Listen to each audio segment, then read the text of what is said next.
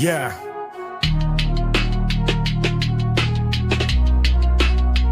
Yeah.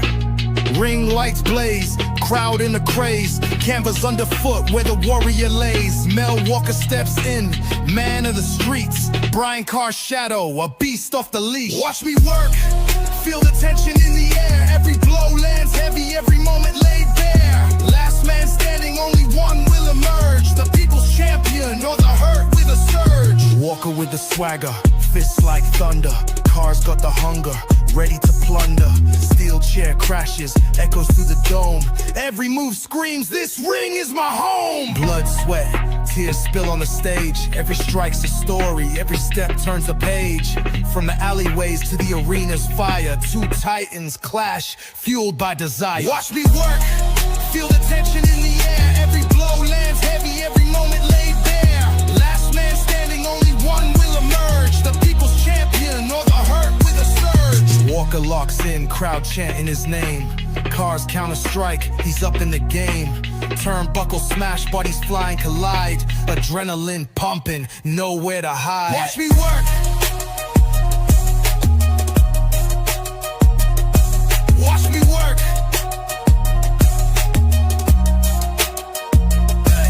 Walker locks in, crowd chanting his name. Carr's counter strike, he's up in the game. Turnbuckle smash, bodies fly and collide. Adrenaline pumping, nowhere to hide.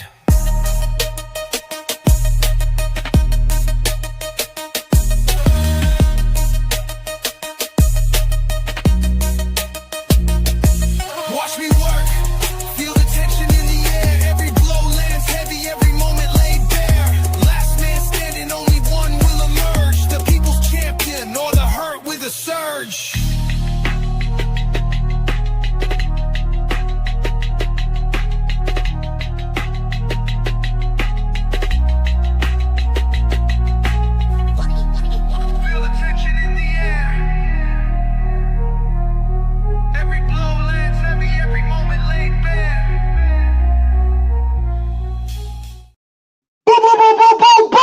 Ladies and gentlemen, it's your boy Scotty Mac, and we're back with one of my faves. I'm telling you, the Wheel of Misfortune pay-per-view. It's finally here. The wait is over, and the night was historic and extreme. And if you miss anything that's coming up in this next hour and change, you got to be out your mind if you're a true wrestling fan, because we are about to light it up. And let's face it, everything that takes place tonight carves the future of this beautiful brand known as PWR. I'm not going to waste any more time, guys. Let's bring in the panelists for the evening. You guys know him. He's always here with me week in, week out. Sometimes he's up, sometimes he's asleep, sometimes he's drunk, sometimes he's neat. Let's hope he's neat tonight, ladies and gentlemen. He's the postman because he always delivers. T-Money, thanks for joining us. Always deliver. What's going on, brother? Nothing much. You know man. what? I'm in a good mood tonight, so I ain't coming in with the jokes. What's going on, bro? You good? Yes, I'm feeling great. And before we bring on our other panelists, we want to, of course, take this time to shout out everybody dealing with something right now. We aim to entertain. We aim to take your mind off of your problems and take your mind at ease. Because listen, we all got something going on in our personal lives, T. But PWR is a show for the world, and we proved that this past week in Saudi Arabia. Oh, hell yeah. PWR, I want to say the P stands for people. I know what it really stands for, but we for the people. So let's go ahead.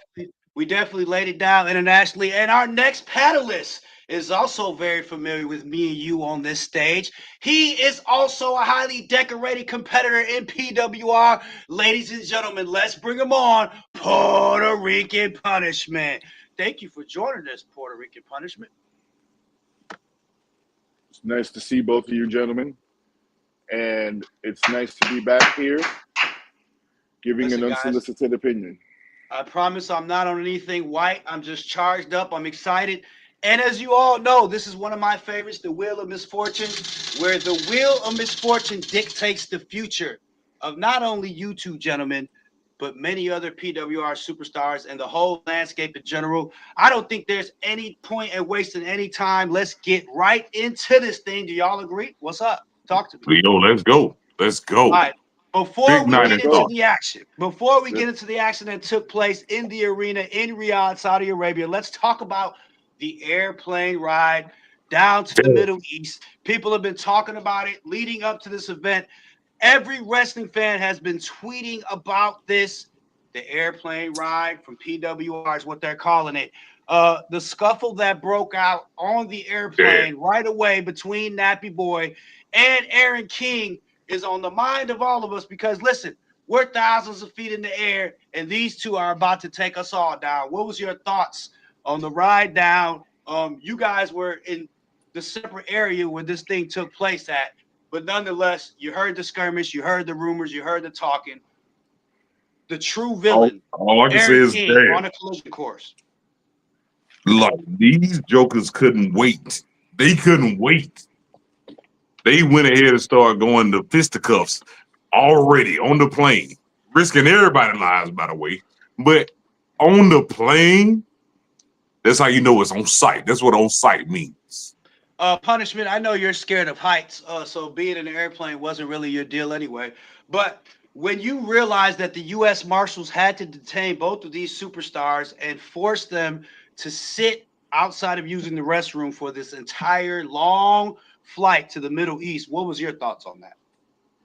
First of all, I was just happy that I was extremely stoned and I wasn't even in Saudi Arabia yet.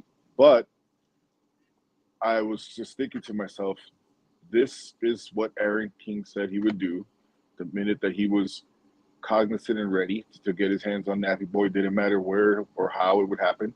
He said he was going to do it, and he did. Now, that I appreciate the fact that he put my life at risk? Not really. But like the postman said, that's what you say, on site.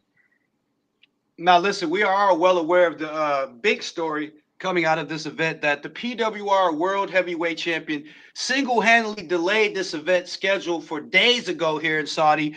But let's face it, we knew, I should say, meaning Scott Mack Entertainment, knew that the Sheik had to ensure the fans that the World Heavyweight Championship match would indeed take place. And let's face it, we got a couple extra Bitcoin out of the Sheik. The hurt is good. I'm good. The ladies are good. Good. Big Hurt, what is y'all take on this? The delay of the event. Did it bother you guys prepared to perform on a certain night and then the event being shifted due to the actions of the heavyweight champion? This is just the champion being the champion, doing a championship move. He had it in his contract, so he did what he was supposed to do. I guess. I guess. Punishment. He's got the title. He's got the championship. He's had it for a long time, so that means he has power around here. And he knows that you're not going to tell him he's fired. He's the world champion. So he did a power play, and we all paid the price for it. And you left out a very valuable component that he's managed by Scott Mack Entertainment. I mean, let's face it, guys. We're the most powerful and unique duo in sports entertainment today. There'll be others that argue the fact, but let's carry on. Let's get into this first matchup. It's a championship matchup, guys. It's the Power Surge Championship. And guess what? It was a hardcore matchup. The Wheel of Misfortune chose a hardcore matchup between Chris Lassiter and the reigning, defending Power Surge champion, Toa, the Narcissist. This match was one for the ages, and it definitely set the tone for an explosive evening. This Power Surge Championship matchup left the crowd buzzing for hours. We'll talk more about it, guys. I'll get some insight from you guys in a minute here, but let's talk about the entrances first. Lassiter brought the fans to their feet right away as they absolutely seemed to adore the spirit and personality of this United States superstar. I'll start with you, T-Money. What do you think about the fact that the Saudi fans seem to like this clean-cut, guy that seems to work hard, does all the right things, says all the right things, goes to work on time, doesn't tell on his co-workers, whatever. He's just, Mr. Congeniality. It seems like the Saudi fans really gravitated towards Lassiter. What was your thoughts on that? No, that's exactly what I thought. They respect honor. So, you got a person that's honorable, and they respect that.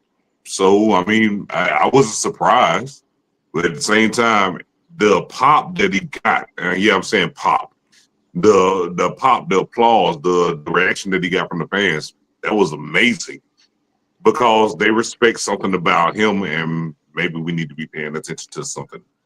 But something you definitely need to pay attention to, and I'll go to you, Punishment, here in a second. Next, coming out waving a New Zealand flag representing his home nation, seeming to stick it in the face of the Saudis.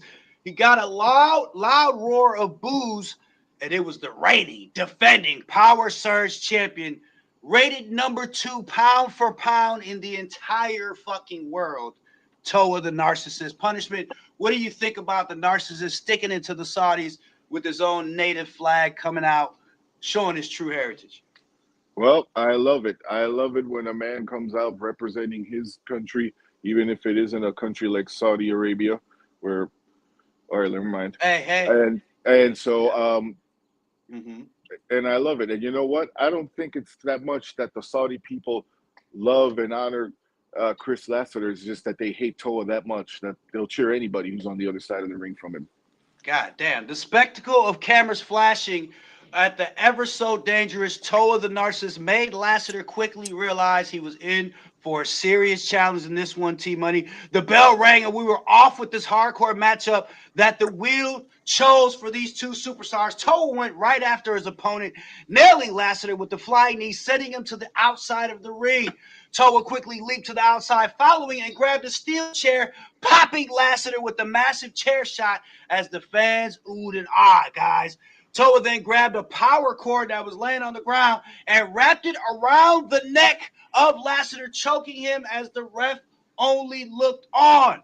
Toa slapped the face of Lassiter and looked into the camera at this point and said, "Hurt!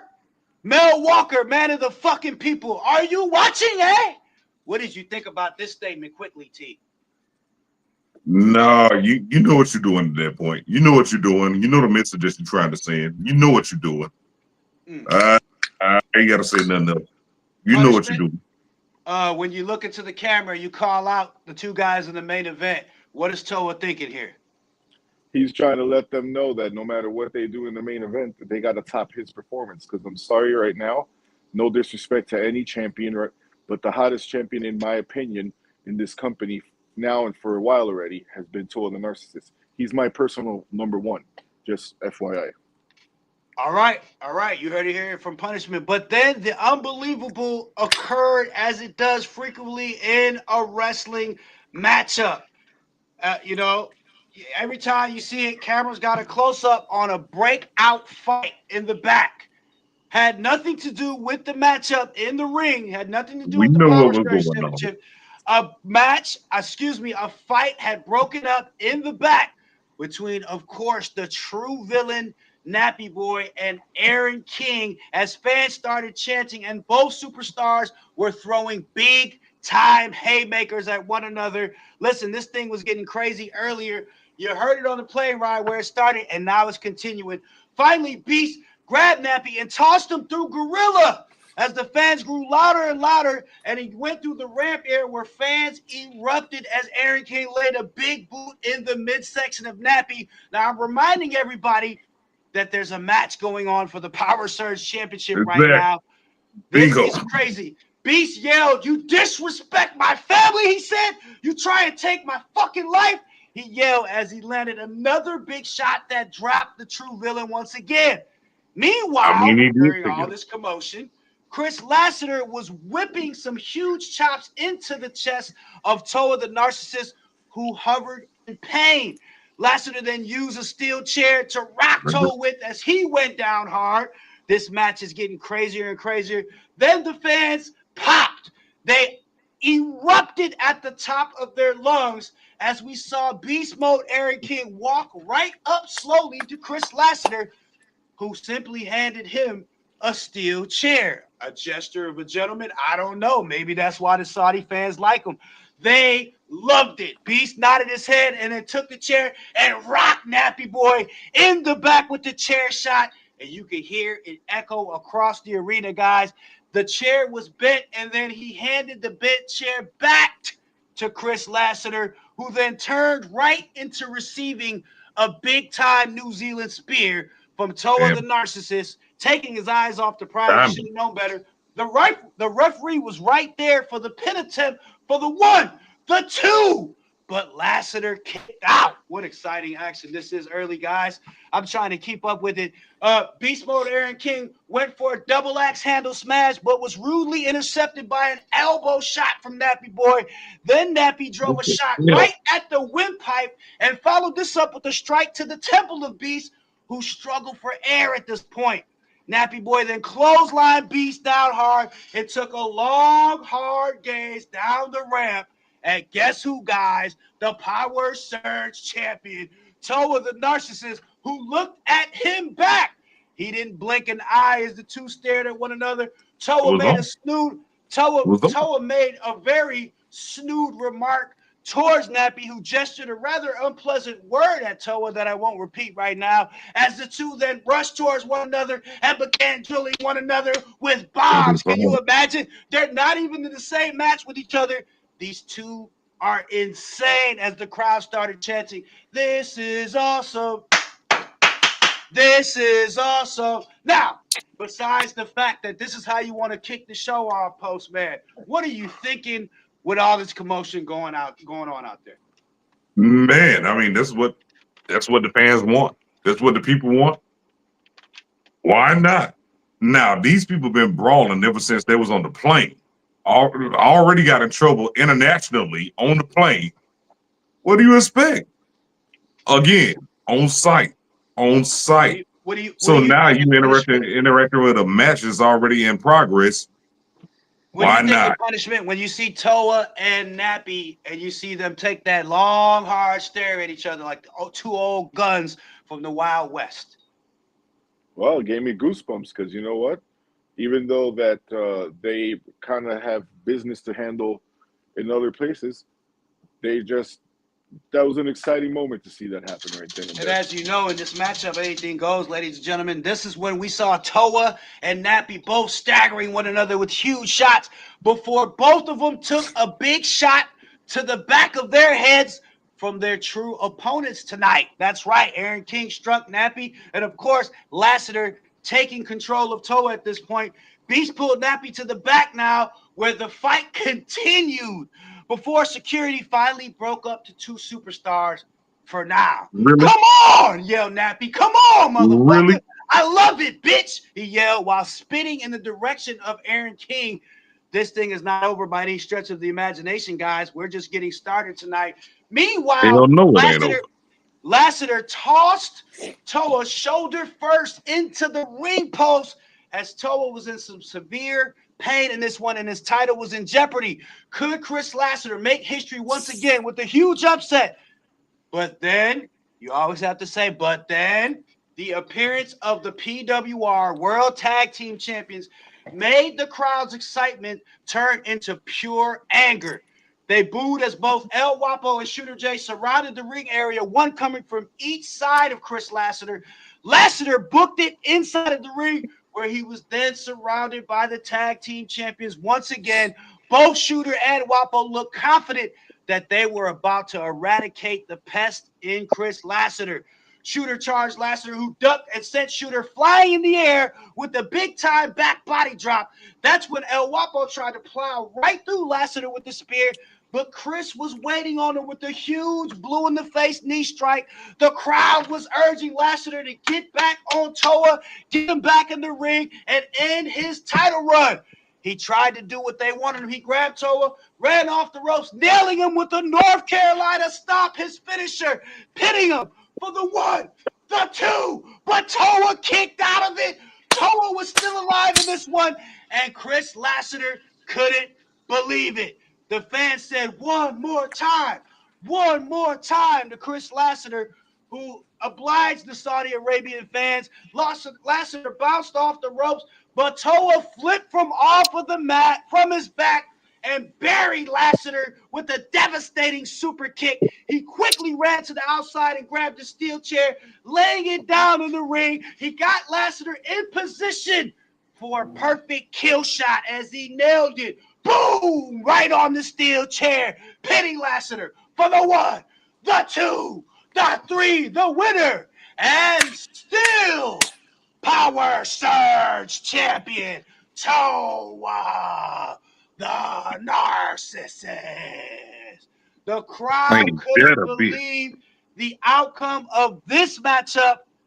What a crazy finish as Toa snatched his belt from the official and began walking to the back with both Shooter J and El Wapo, who I might remind everybody both have a huge task upon them later tonight. Wow, what a start to the evening. What do you think about this opening matchup? I mean, what a way to. I'm speechless. How do you start off a show better than that? I mean, the hell. You got a fight that's been going on since the plane. You Are you got the the big, current fight are that's you the going on big in the ring. Watchman now? Where are you, T? We looking for you. Are you taking a leak? Are you the guy from Watchmen? What's going on here? Willow, what's this? No, honestly, I'm having a little power issues going on right now, so it's best. That backwood shit, huh? Yeah, a little bit of that. But at the same time, I'm still in Saudi. So I found never mind. I ain't gonna tell you about what I'm doing. Punishment. Any careful. surprise here? Toe winning this opening matchup, and what an action-packed matchup it was. Not a surprise to me. The best champion in PWR today, Toa the Narcissist. Chris Watch your mouth. Lasseter, you know You what? know who I represent? Big Hurt. Oh, that's right. Anyway, Chris Lasseter left it all in the ring, and he's got nothing to be ashamed of. But he's just not on the level of Toa, and that's why at the end it was that one mistake. Toa took the advantage that Toa got, and then he took advantage of that advantage, and now he's still the champion. Are you guys ready for the next matchup of the night? It's a submission matchup between a debuting superstar, the entity going by the name of Deviant, as he goes one-on-one with Big Balls Bubba Killing. Say it with me, Punishment. I don't think you have been on and been able to say Big Balls Bubba. Bubba. Big Balls Bubba.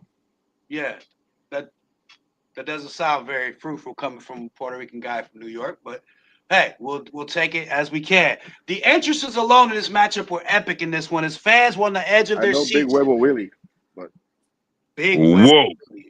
Okay, the entrances alone in this one, as fans, I got thrown off there, guys.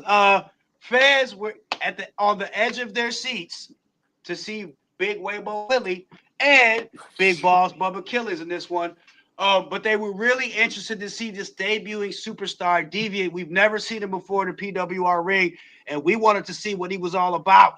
As the lights went out, an eerie feeling took over the arena, and some Saudi fans were even caught covering their faces in fear as a thick, heavy smoke covered the ramp area. Then, slowly, a creepy individual by the name of Deviant, he wants to be called, came down the ramp slowly, playing to the fans, trying to scare a few fans in the front row with the dark, sinister mask on. Now, T Money, you being from the backwoods, I know that you see this type of thing every night on the Zombie Stroll. Oh hell yeah. Normally they got white cloaks on, but at the same time, it's all good. No, this guy Deviant, we got to figure out about him, and we got to learn more. He damn sure put his stamp on his entrance. He finally got in the ring as the lights stayed off until, that is, the music to the window, to the wall, to the sweat That's my drop down boy. my balls. Oh, my head is on. Y'all know the song. Fans popped and got on their feet at the sight of Big Balls Bubba Killings as the Big fan favorite balls, Bubba. got the Saudi fans going. The Prince was even seen bobbing his head to the soundtrack of Big Balls Bubba Punishment. Any thoughts on the Sheik wrapped up in his garb, bobbing his head to the song, to the window, to the wall, to the sweat drop down my balls? well, he had big balls to do that on national television. I'll say that much. Jesus. All right, That's Big Balls, Bubba. the referee gave final instructions for this submission match, and we were off. Both superstars were trying to lock in holes early. Deviant nailed Bubba with the headbutt and then licked him on his cheek. Bubba jumped out of the goddamn ring like a bass bit him on the hand. T Money, Any thoughts on this? Deviant licked him on the cheek, and apparently Bubba wasn't used to being licked by another entity in the wrestling ring. Hey, sometimes when you got to go all in, you do some crazy shit. But at the same time, what? Punishment. I know that you've had your history and you've had your issues with strip clubs and you've had your fair share of nights partying late night. Now, I know you like to be licked on the face by a young, beautiful lady, but considering this guy is a deviant and he's an entity, how do you think Bubba Killings felt? As they say, as if a bass bit him on the hand, he jumped out of the ring. I mean, I wish he would have asked you for advice because nobody's been licked on the face by more men than you. But So it's on. It's on and popping now. Okay, let's go. all right. So, but regardless, I don't think that that's a taunt that you want to use right away in your debut match against somebody as unpredictable as Big Bolas Bob. Big Bubba. bolas now? Oh my God. You know, So a lot of Puerto Ricans always have to mess everything up. You know, you always take something and you fuck it up. You know, big bolas. so, anyway, finally, can I get back to the match? Goddamn. bolas Finally, means Big balls. I know. Finally, Bubba Big Bolas got back in the ring and drilled Deviant with a few big right hands, and then dropped the masked individual with a drop kick from the backwoods. Who taught him that one, Postman? Don't answer that. Hey, I ain't gonna take credit, but at the same time, you already know. Cameras in the back actually showed the Postman at this point during the event, watching this one closely. I guess you had a favorite in this one, I'm assuming. Perhaps. All right. Well, Big Bolas body slam. Try saying that 3 times fast. Big Bolas body slammed the Thing and then tried to get him in a leg lock, but Deviant kicked him off and got to his feet very quickly. He then drilled Bubba with the big boot and then a right elbow shot that dropped Big Bolas right on his ass. Deviant then signaled for the figure 4 and leg lock as he locked it in on Bubba Good. It looked like the debut of Deviant was going as planned as the fans started chanting, "Have some balls, have some balls, have Yeah, some balls." Bola grande. yeah. Bolas God, grande. see, he had to remix the fucking chant to some, god damn it, Puerto Rican festival. Anyway, somehow Big Bolas was able to scoot towards the ropes for a break. Deviant pulled Bubba to his feet and then ran towards the ropes for something big when Bubba ducked a big strike and quickly jumped on the back of Deviant, locking in a back road sleeper hold. I don't want to know what he's using that shit for on the back roads. Bubba had it in good as Deviant slowly crumbled down to the mat. The fans popped as Bubba took the monster down in his debut with an eclectic upscale back road sleeper hold. The soundtrack of Big Bolas came on and the fans celebrated the epic performance of Big Bolas Killings. Punishment, since you've stamped this matchup with your dialect, how do you feel about this big time pay-per-view performance from Big Bolas? You know, I'm actually disappointed that he comes out to that song. I wish he would have came out to AC/DC remix. I have big bolas, you have big bolas. But who has the biggest bolas of them all? But tonight, Bubba did have the biggest bolas of them all. And this gentleman that he put down for this victory, I mean, it's hard. You know, you only get one chance to make a first impression. But it was a good first impression, even in defeat. So, congratulations, Postman, Bubba. any personal thoughts on this this sudden emergence, this sudden what's the word I'm looking for? Trending in the right direction of Big Bolas Bubba Killings. I can't get the name. I mean, if we saying Big Bolas, I mean, thank you. But yeah, hell yeah. He's doing exactly what I would hope.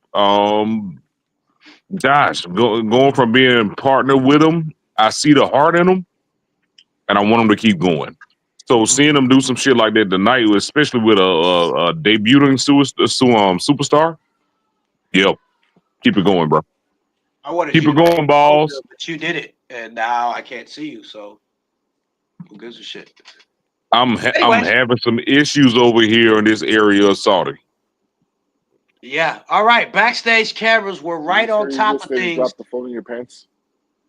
Oh, wow. Listen, backstage cameras were right on top of another nasty fight. And I'm not talking about between both of you and your exes. I'm talking about backstage in the locker room area between, of course, the true villain Nappy Boy and Aaron King as the two tore up an entire locker room by themselves. The entire locker room had to be replaced. Listen, Nappy threw Beast into a glass mirror, shattering it, only to be slammed moments later through a table with food and beverages on it. We will follow up with these two in a little bit as security once again tries to get control of these two. Any thoughts, Postman, on this thing that just it's like the brawl from hell. They won't stop attacking one another backstage. Nobody can keep them separate. We had them on two separate sides of the arena. That didn't work. Any thoughts? I mean, let's again. I gotta go with that's what on site means. So these two guys cannot be stopped, but at the same time, I'm concerned about their livelihood. I know Beast Mode has already lost his life for a few minutes, but at the same time, what will these guys do to each other? Flatline. What won't they do to each other is probably the better question. That's a good point. Listen, there you go.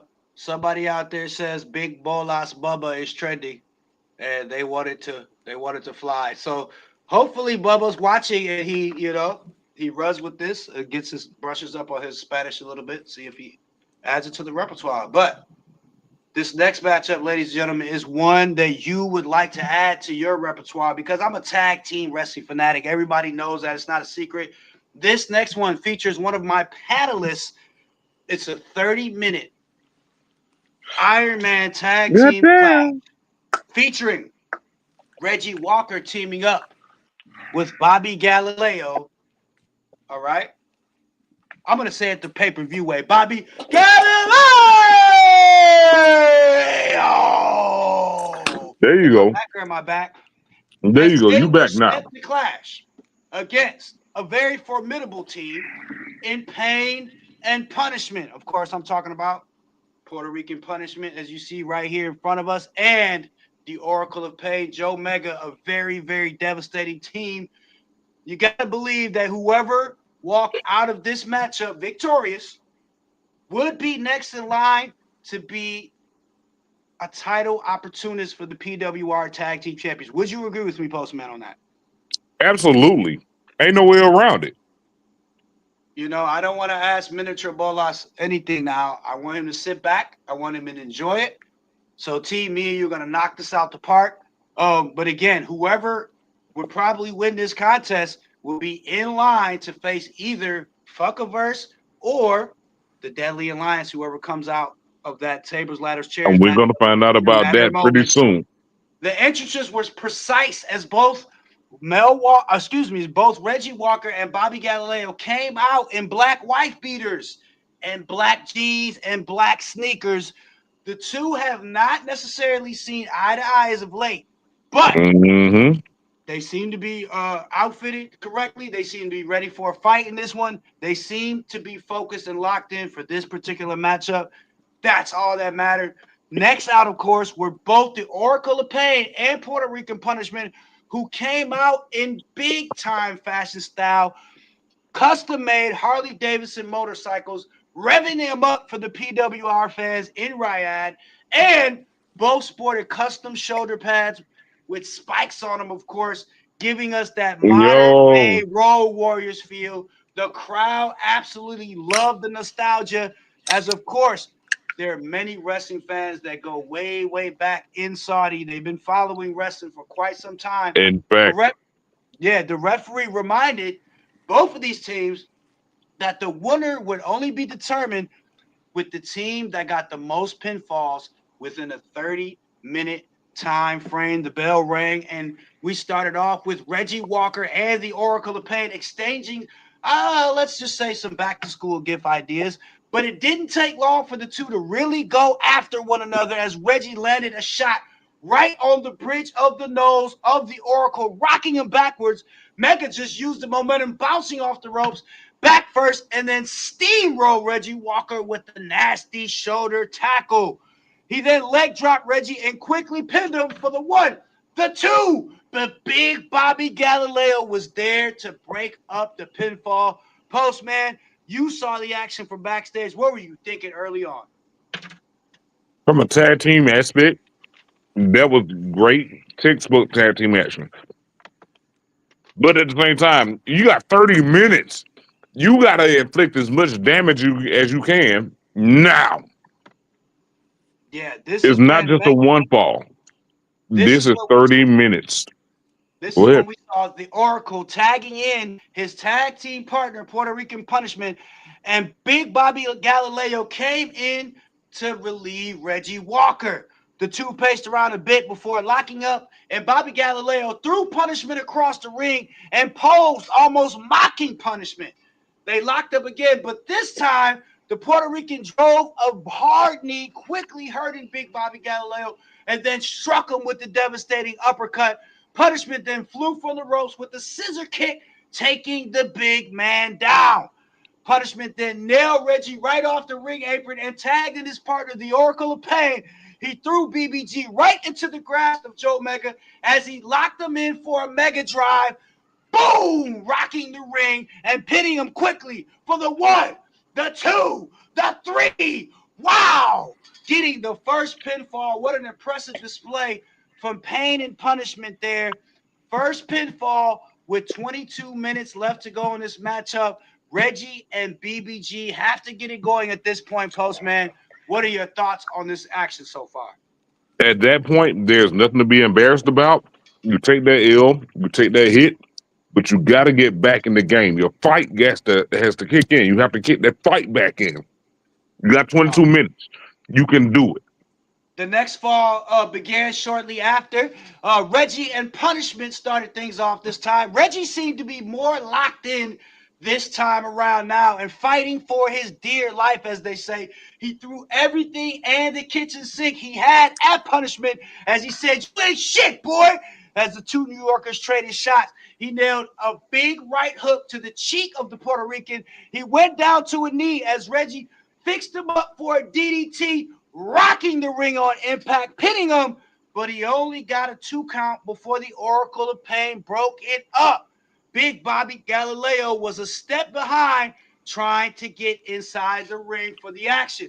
Reggie then went to the top turnbuckle, and this time, Big Bobby Galileo came from behind of Joe Mega and yanked him from the ring apron and hit him in the head with the big-time left cross. Reggie's got at this point from high above as cameras in Saudi flashed with the reckless elbow landing with perfect impact for the 1, the 2, the 3.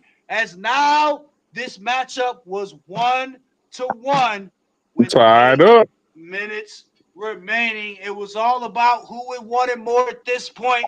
Would it be Pain and Punishment victorious? Or would it be Big Bobby Galileo and Reggie Walker? We're about to find out who wants it more. All 4 men were winded at this point in the matchup, and Joe Mega and Reggie Walker would start off this next fall. Fans were buzzing as PWR tag teams was trending all over the internet at this point. Joe Mega tried to lift Reggie up with the chokeslam, but Reggie slipped free, countering with the nasty enziguri. The big fella was wobbled at this point and was down to 3 minutes in this matchup. Reggie tagged in Big Bobby Galileo, who delivered a huge spear to the Oracle as Punishment was antsy to get in the match, but he wasn't close enough to his partner at this point in time. Big Bobby Galileo pushed Punishment down off of the ring apron and then dropped a huge, massive elbow to the chest of the Oracle as he pinned him for the 1, the 2, but Joe Mega kicked out. Big Bobby Galileo then went to tag Walker back into the matchup, and that's when Joe Mega stumbled around and looked to tag in his partner, Puerto Rican Punishment, as time was winding down in this contest. But fans, that's when we saw something that I can't explain that shocked the entire PWR universe as Punishment, the partner of the Oracle of Pain denied the tag of Joe Mega's hand, dropping down off the ring apron and backpedaling slowly away from the wrestling ring. Fans were stunned and shocked as boos came towards the Puerto Rican. The look of shock and denial on the Oracle's face told the story as Big Bobby Galileo suddenly scooped him up and nailed him with the running power slam. Reggie then leaped up from high above with the reckless elbow, landing right on top of the Oracle and hooking his leg for the 1, the 2, the 3, that dirty son of a bitch. Puerto Rican punishment. I can't believe it. The winners of the match, Reggie Walker and Big Bobby Galileo.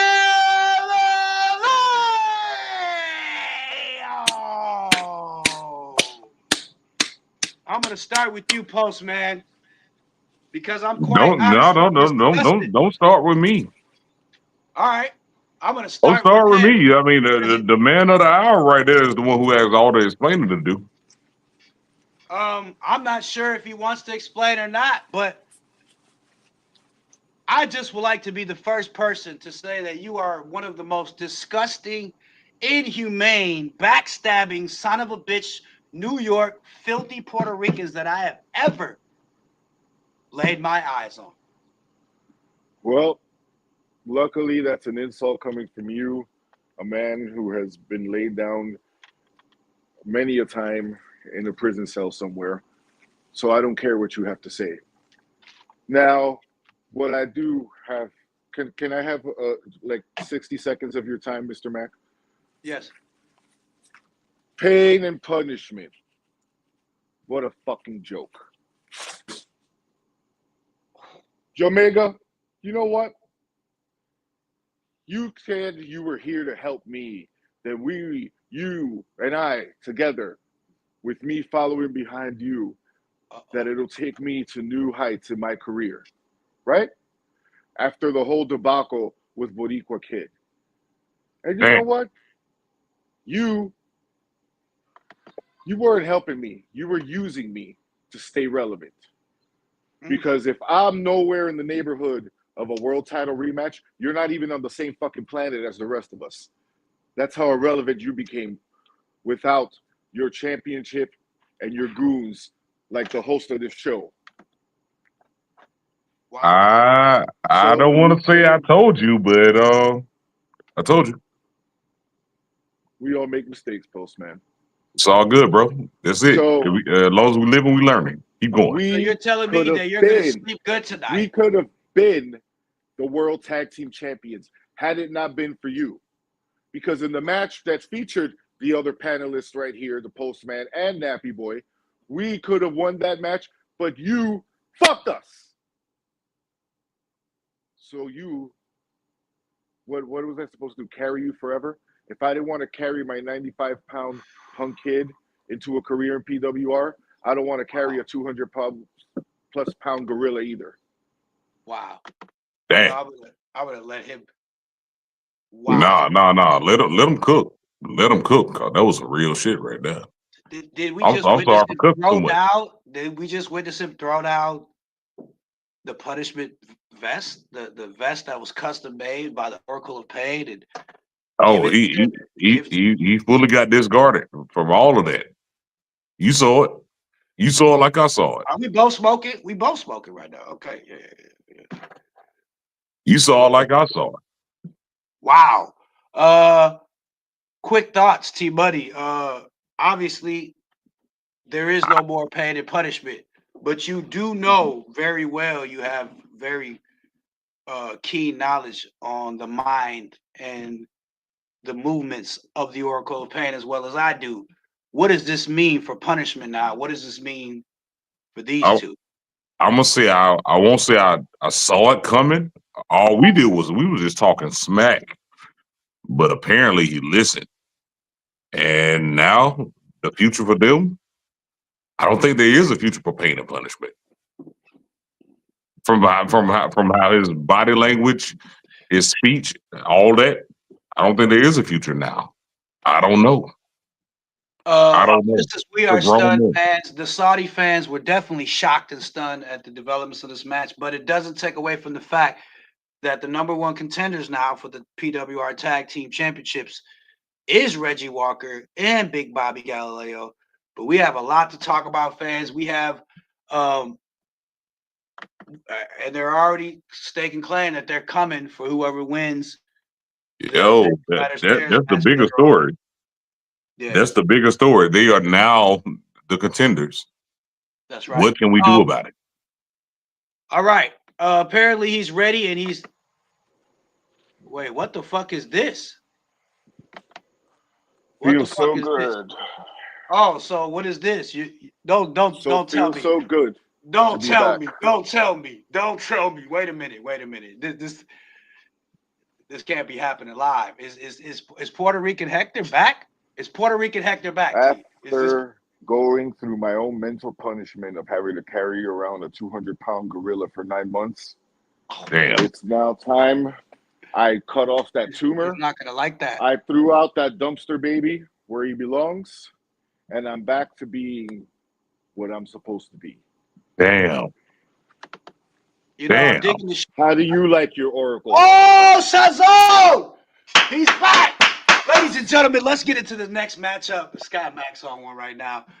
Listen, the viewership's up. It's beautiful. Everybody is enjoying the entertainment here. Puerto Rican Hector's back in the building. Damn. Oh my God. What else could happen tonight? I'll tell you what else. We're only halfway through the We show. just getting started. We just getting started. This next matchup will get your blood Let's flowing. go. It's steel cage matchup. Puerto Rican Hector. Damn, it feels good to call you that. Joker J, the Carnal, one of your besties from your past, clashes in a steel cage matchup against TC Adams. Now, I know both of you are familiar with steel cages, not this type in particular, but you both have been incarcerated in the past, and you know the struggle that goes along with it. But I'm going to change the Damn subject. it. It's time. This one is one of the most anticipated matches for me personally, and for a lot of fans in PWR of the night, because the Carnal, you know, and TC Adams are going at each other for the third time. And this one, the Redeemer versus the Carnal, is a big one, okay? The steel structure was in place as the entrance music of the half Dominican, half Puerto Rican sensation Joker J played. The fans booed Joker out of the building, who sported his custom purple Under Armour, full purple fit with his New York Yankees hat to complete the outfit. The fans didn't care much for the Carnal and Saudi at all, but as the music of T.C. Adams blared on the sound system, the mood of the Saudi fans quickly shifted. They stood and cheered as fans of all ages couldn't wait to get just one slight glimpse at one of the most popular, iconic superstars in wrestling today. He held his hand up, and it seemed as almost every fan in the building followed. This wasn't a shock to any of us. We knew that they loved TC Adams. Joker, however, wasn't amused as he stayed warm in the ring, ready for action. Remember, ladies and gentlemen, remember that whoever wins this matchup will have to climb and escape the steel cage that surrounded the ring. And many know, both of you know personally, that a steel cage can take years off of one's career. Both of these men were well aware of what they were walking into here with this one. The two waited as the bell rang, and they both went right after one another off the jump. They traded massive strikes in the middle of the ring as fans loved the action until Joker got the advantage with the Euro uppercut that nearly took TC Adams' chin off. He was wasting no time grabbing the back of the head of Adams and driving it right into the steel cage structure. The shot quickly opened up a small cut on the forehead of TC Adams as he stumbled down to the mat. Joker got down on top of him at this point and started wailing away at Adams' cut, causing more and more blood to ooze from TC's face. Some of the fans turned away in the front row as Joker then laid some boots to the head of TC Adams. Guys, first with you, Puerto Rican Hector. Oh, it feels good to say that. Sprinkle some Sazon here and tell me what you think about the brutal attack early on in this matchup from Joker J using the steel cage to the best of his advantage? Well, hey, I mean, I've had a past with Joker J, so sometimes me seeing him get punished, punished, it's actually, it actually makes me feel good to see it. Uh, but then again, now that he's kind of seen the light, TC Adams is a tough competitor, and he's not gonna, he's got an advantage. He's gonna take it. Postman, I gotta ask you. You see the Saudi fans; they get grossed out by certain scenes, certain violence. What are your thoughts on the different cultures and how they respond to certain things that happen during the night? It's one of those times where you got to ask for forgiveness because those two, I mean, they've had two brutal battles already. So now, what can you expect? You can't expect less than just going after each other, trying to take each other's space off. So you got to ask for forgiveness right now. Hopefully, we may all make it home, but you can't ask for less. Look, this match got really, really dirty really quick because then Joker started laughing hysterically as he always does as he showed the blood on his hands to the Saudi fans like a crazed maniac. He then tossed TC in the structure once again, face first.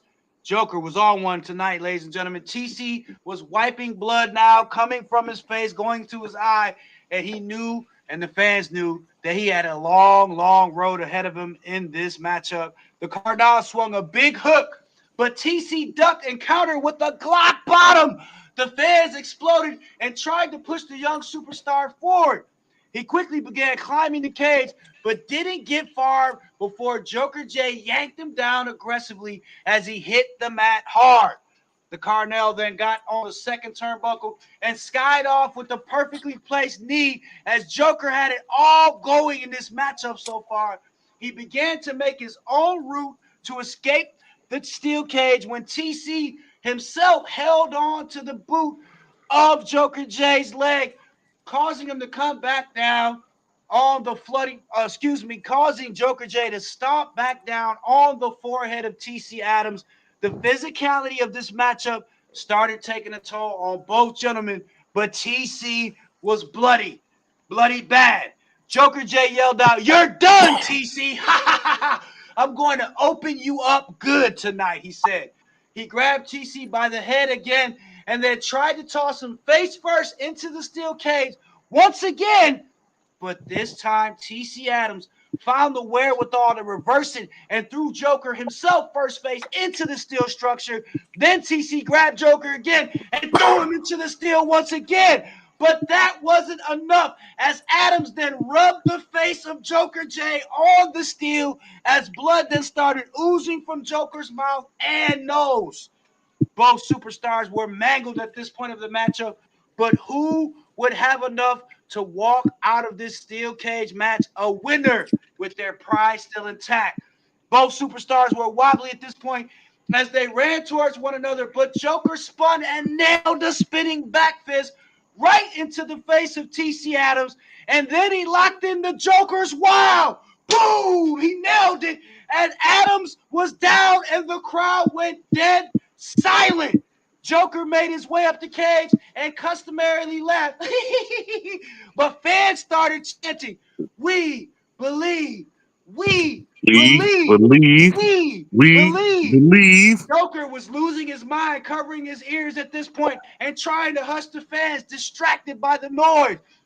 That's when we saw an angel in the light. I'm telling you guys, because TC Adams rose from the mat as the building seemed to lift him up with the rumbling of the crowd. He ran with a sudden burst of adrenaline to grab Joker J with his hand extended, locking in the claw of redemption, and pulled Joker J slowly down from the cage down to the mat as TC had it locked in tight now. Joker was out cold.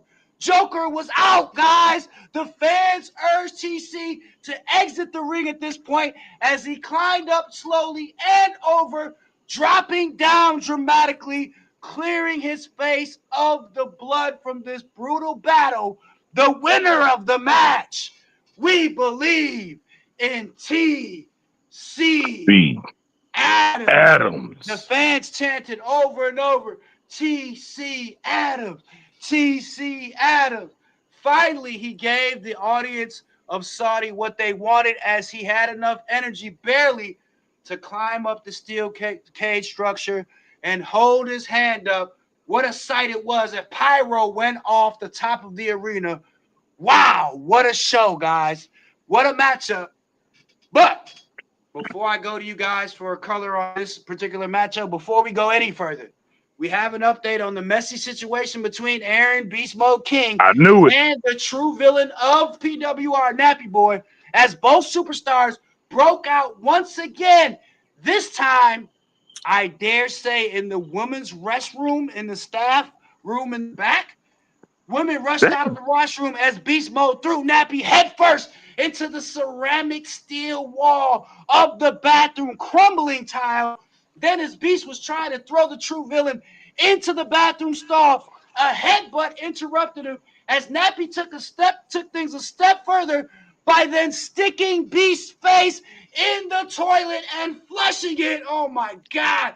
Beast wiped his face as he flinged his hand, flinging backwards, swinging blindly towards the true villain, who just backed away as security finally grabbed these two once again, separating them from one another for now.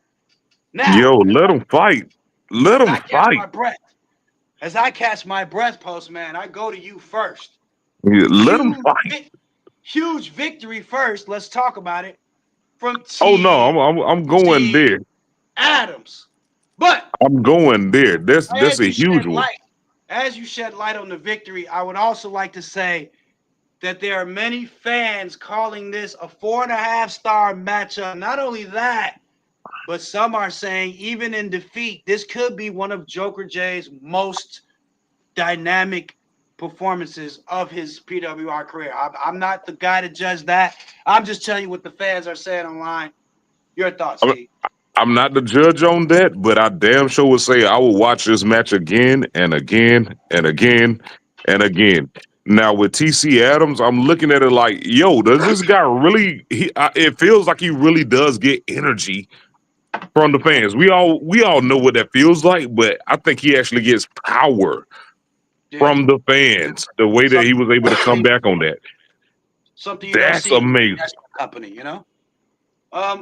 Punishment. My question to you is number one. Excuse me, Hector. Don't call me that again. Oh fuck, Sazon, Mr. Sazon. My question to you is, TC Adams. Where does he take his career from a victory like this? First question. Second question: have you ever seen anything as crazy as Aaron King and Nappy Boy in one night so far? Well, I'm gonna tell you this: whoever gave this match 4.5 stars, you're fucking wrong, because it actually deserves 5. Because you know what? These two guys went out there and left it all in the ring. This gave me goosebumps thinking back to Buzz Sawyer versus Tommy Rich in Atlanta and those Battle of the Cages. And for you marks that don't know who that is, or that match that I'm talking about, go Google it. This was a bloody affair. Joker J, like I said earlier about Chris Lasseter, has nothing to be ashamed of because he left it all in the motherfucking ring. All right? And TC Adams, where he goes from here is, after a war like this, he might be ready to chase a championship. Which one that is, we'll soon find out, I guess. Now, as it turns to Aaron King and Nappy Boy, this is just getting out of hand now. Man, Nappy Boy, on top of everything, I think just gave him hepatitis from dunking his head in the toilet. God. Of course. So somebody got pink eye. So he gave him something. Listen, he survived death. He could survive pink eye, a little eye infection, a little sty. He'll be fine. Who knows? Who knows how many condoms and pregnancy tests were in that toilet before him? But anyway, so this thing is getting out of hand, and you know what? I can't wait, because it seems like in order for there to be a winner, the other one has to leave in a body bag. Ooh. Ooh. Ladies and gentlemen, caught that reference. Speaking of body bag, this next matchup has a historic feel of pain to it. Pain, you like that? Tables, ladders, and chairs tag team championships. The Deadly Alliance, the reigning, defending PWR tag team champions, set to defend against a team that is a former tag team champion in themselves. Fuckaverse. Two of the most dynamic superstars ever to team up with each other in PWR. Wow, it's here, guys. Tag team championships dangled over the ring, hanging for this next championship matchup where the winner would only need one member of their team to reach up, climb, fly, whatever the hell you need to do. SpaceX, grab the championships down. Tables, ladders, chairs are in effect for this one. Guys, are you ready? I ain't gonna lie, man. It hurts knowing that I could have been there, but at the same time, let's go. Just The like you music- said, I could have been there if I didn't have a worthless fucking partner. But congratulations Listen, to the men who are. The music, you sound like a bitter bitch. Jesus, I can't wait to see what Mega's gonna kill you. Hey, man, everything's been peaceful tonight, bro. Keep it All peaceful. right. The music of the challengers played on the sound system, and the glamorous, the spectacular, the dazzling attire at pay-per-views for motherfucker. It goes without saying, and it continued tonight as he amazed fans with an all-white diamond-studded robe, Ferragamo, all-white boots to match. He waited as the music of the multiverse played, and three superstars silhouettes formed on the ramp, at the top of the ramp, and the Saudi fans wanted it. They asked for it all week long. Are we gonna get rock, paper, scissors to see who it was gonna be? Well, I'll tell you the three options that we had. It was Sing. All right. They love Sing in Saudi Arabia. Fan favorite. You guys know Fan why. favorite right there. Winston, the Jamaican sensation, and of course, Funke, the African prince. You guys know these three very well. I think the fans either wanted Funke or Sing. I'm just taking a guess. Finally, I'm guessing Sing. The three played rock, paper, scissors. And fans, you're not going to believe what happened. Because all we heard at that point was the switch. And I don't know if you guys know what a switch is. But in Chicago, a switch is something you use on a gat to make sure you could just keep firing it, right? And the switch sound we heard was that of a Glock Dookie. And I think you all know who owns a Glock Dookie. Rack Cruel, the man who invented the Glock Dookie, appeared with fucker saying, as fucker said, don't point that shit at me. You see what I'm rocking? Said fucker. Listen, and he literally mean don't point that shit at me, because a Glock Dookie, for all of you don't know, just Google it. Like you said, Puerto Rican Hector, you told me Google something. Well, I tell you to Google what a Glock Dookie is if you're out there. Hey, bro, get back to the Glock Dookie. I'm excited about this. I'm a big King Von fan, just so you know, so I know what all these references are. Oh, no. Chirac responded, on phone them grave, I'm finna pop me a motherfucker tonight. The Sheik and the fans didn't know what to necessarily make of Chirac. They didn't know what to make of this. They liked his name, however, because it had Iraq in it. So they rock with it, and they wanted to see Sing fight, but they were going to accept Chirac Crew. They had no choice. I don't think anybody had a choice in the matter. When a Glock Dookie gets pointed at you, you just go with it, all right? You roll with it, bro. Ain't no choice. Fucker waited in the ring with Chirac Crew, who paced back and forth from PTSD, of course, from the Chicago streets. The champions' music played on the sound system, and the deadliest tag team in the world of professional wrestling came down the ramp as El Guapo looked to be bigger and badder than ever, and Shooter J, probably more stupid than ever, wearing a shirt that said, I quote, "My leader is better than yours." Now, the Sheik made them stop Shooter before he got in the ring, forced him to remove the shirt and to wear a normal Deadly Alliance t-shirt or forfeit the tag team championship. What do you have against the free world? Said Shooter J in the direction of the Sheik, who will continue to have an issue with Shooter J throughout the night. Question to you, Puerto Rican Hector. Shooter J, a real American, born on the 4th of July. He just wore a shirt that says, you know, my leader is better than yours. The Sheik took dislike to this. What are your thoughts? Well, I mean, if they're trying to promote that we can come over here and be free as we are back home in the United States, then what's the problem? It's free speech. I mean, my leader, he's a bitch. That's you.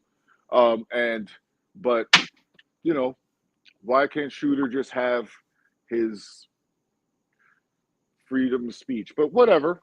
You know what? We don't want to upset the prince because Lord knows we don't want to end up missing. T Money.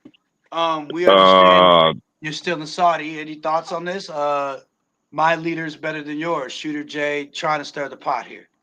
First of all, with this power outage, that told me everything. So hell no, I don't want to stir up nothing with the prince or the king or the no. I don't want to stir up nothing. So you show up with a shirt like that, all of us could get effed up if you know what I mean. We got to make it back. We got to make it back home. I'm sitting here in the dark right now just because. Matter of fact, I blame Shooter right now. I blame him. That's the reason why I'm in the dark right now.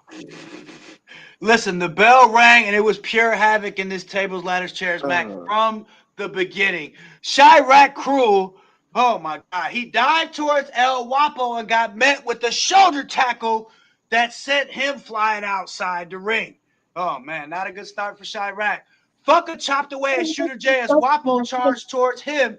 Motherfucker moved and Wapo crushed right into Shooter as he was down and out. Crafty move by motherfucker. Fucking quickly then went to the outside and slid a table into the ring. He set it up and put Wapo on the table. Fucker then acrobatically leaped up to the top turnbuckle and then jumped off with the splash. But Shooter pulled Wapo off in time as fucker spotty spliced right through the hardwood. Pause. Postman, any thoughts on fucker flying through the hardwood?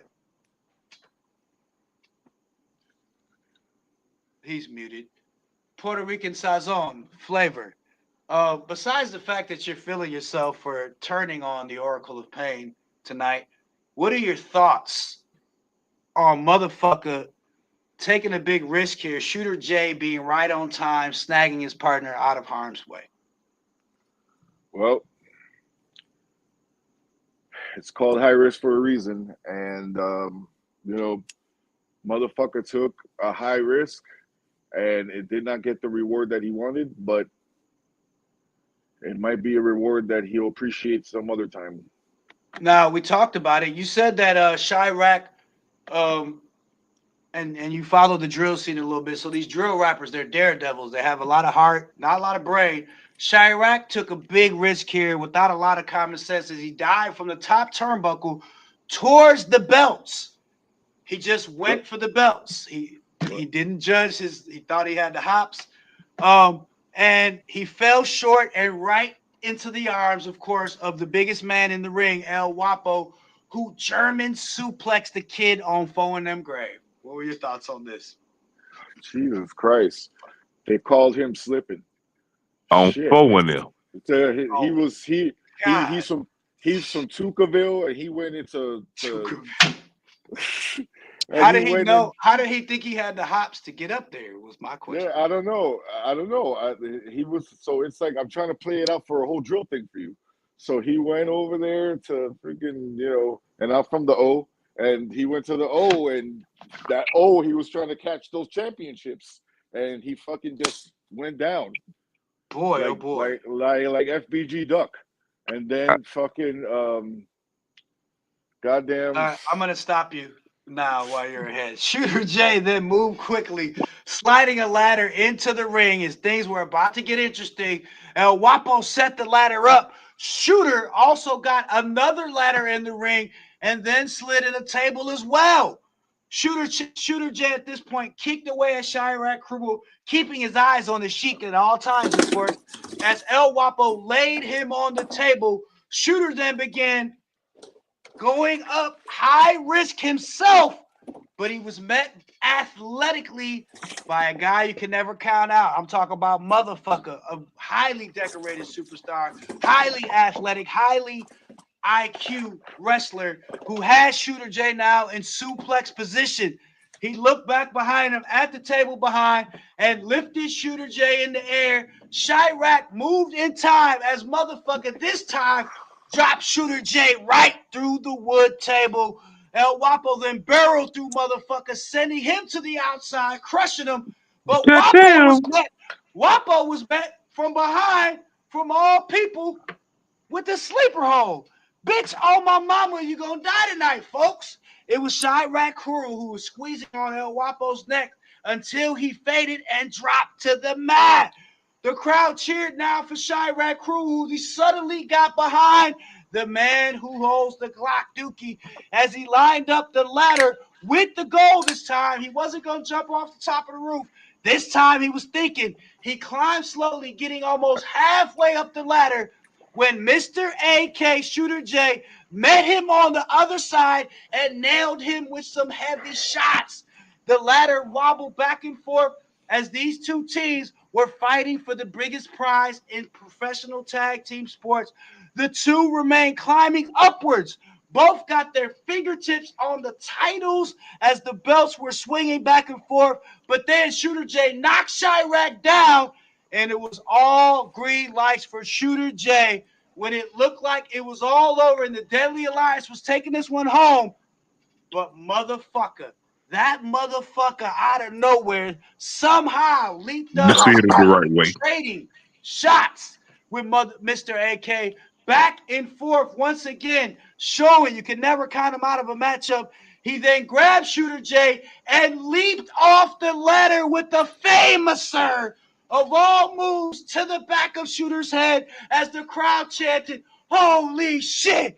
Holy shit!" Do you know how high he came from with that famouser, guys? What were you thinking as the building was erupting at this point?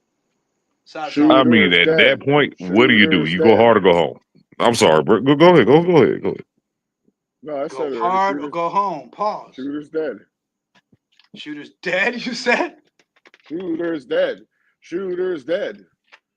Listen, we thought he might have been dead, but that's when Wapo came towards the much smaller Chirac Crew. But then, out of nowhere, Chirac Crew then pulled the Glock Dookie from his jeans. He pulled him from his True Religions fans. Not the Glock Dookie. And he pointed it at El Wapo, straight at his wig, and said, "Back the fuck up," said Crew.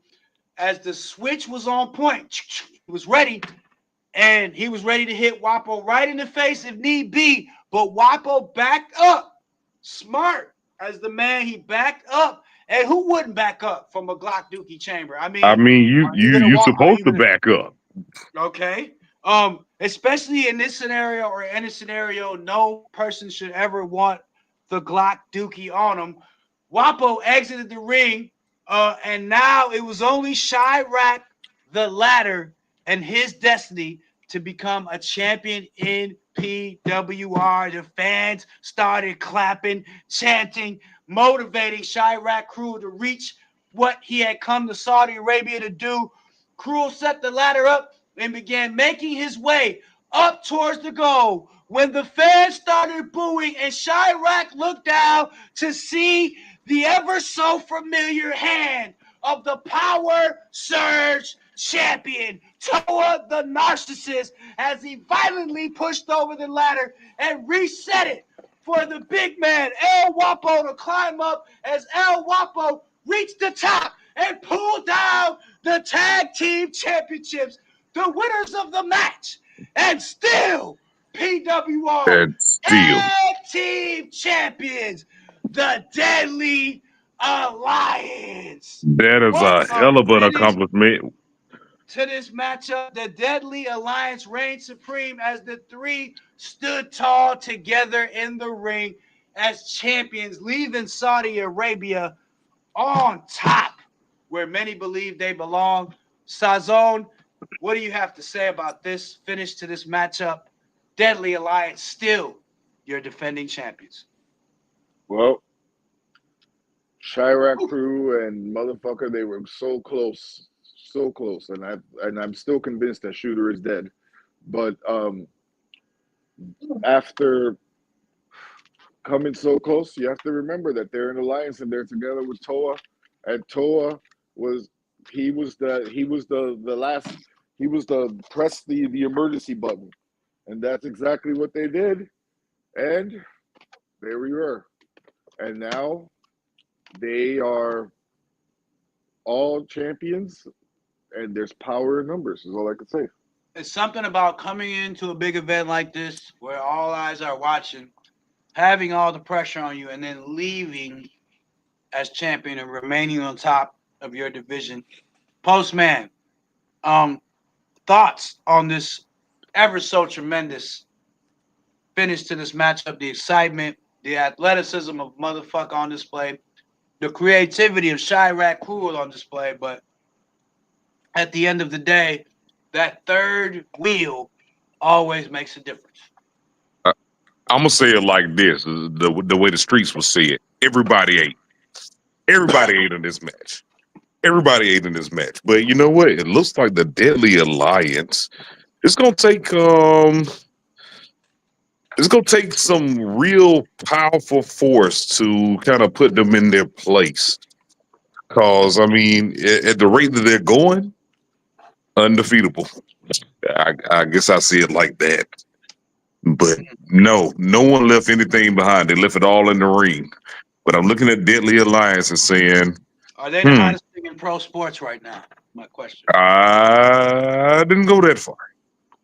Oh, okay. I might make it different. I will say they are hot. I will say they are a force to be reckoned with, but yeah, it's gonna take a force to reckon with them. Oh, good way to say it, Postman. You always deliver. All right, this next match is gonna be one we need to really keep our eyes on. Okay, it's Queen versus Queen, something that's never taken place in PWR history.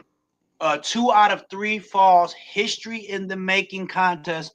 Honestly, 2 of the most revered superstars in PWR by fans and by their peers, which is rare. We're about to see who would begin this new era of PWR as the top queen in the building. There was a lot riding on this one as the music of Dragon Queen played on the sound system first, and fans had a mixed reaction for the very polarizing superstar who has a deep, dark history in PWR herself.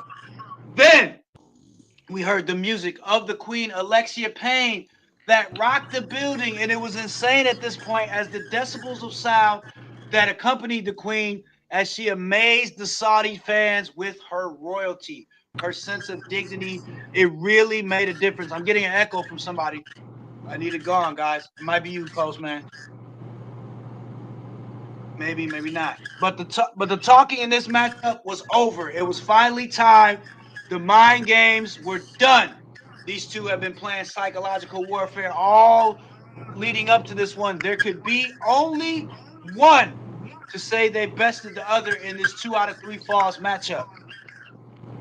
The bell rang, getting us going in this one, and the action was intense. It might be you. Let's see. Yeah, it's you. It's you, Sazo. Get your shit together. The bell rang, getting us going, and the action was intense. The two seemed to have each other scouted so well as counters and sneak releases were all a part of this one early on. But it was the Queen Alexia Payne who looked sharper of the two as she snagged Khaleesi down with a nasty arm drag and technically worked her way to controlling her with an arm bar.